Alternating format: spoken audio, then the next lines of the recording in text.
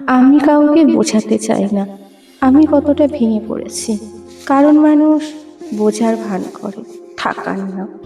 আমি ধীরে ধীরে সব কিছু থেকে সরে যাচ্ছি। মানুষ, কথা, হাসি, এমনকি নিজের থেকেও। একসময় কারো মেসেজের অপেক্ষায় রাত জাগতাম, আজ ঘুম এলেও চোখ বন্ধ হয় না। সবচেয়ে কষ্টের কি জানেন?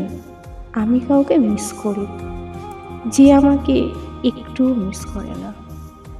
আমি প্রশ্ন করি না আর, কারণ উত্তরগুলো আর সহ্য হয় না। আমি ভালোবাসতে জানতাম, কিন্তু ধরে রাখতে পারিনি।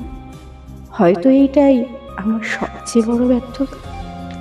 রাতে বুকের ভেতর একটা চাপা কান্না থাকে, চিৎকার করতে চায় কিন্তু শব্দ পায় না। আমি কাউকে দোষ দিই না, কারণ শেষ পর্যন্ত একাই তো থেকে গেলাম। কিছু স্মৃতি আছে যেগুলো সময়ের সাথে ফিকে হয় না, বরং প্রতিদিন আরও ধারালো হয়। আমি আজও নিজেকে প্রশ্ন করি, আমি কি সত্যি কারোর জন্য জরুরি ছিলাম? সবাই বলে সময় সব ঠিক করে দেয়, কিন্তু কিছু কষ্ট শুধু মানুষটাকে চুপ করে দেয়। আমি এখন চুপ থাকা শিখে গেছি, কারণ কথা বললেই ভেঙে পড়ি। আমি ঠিক হয়ে যাব এই আশা আর নেই। আমি শুধু এই কষ্ট নিয়ে বেঁচে থাকতে শিখছি।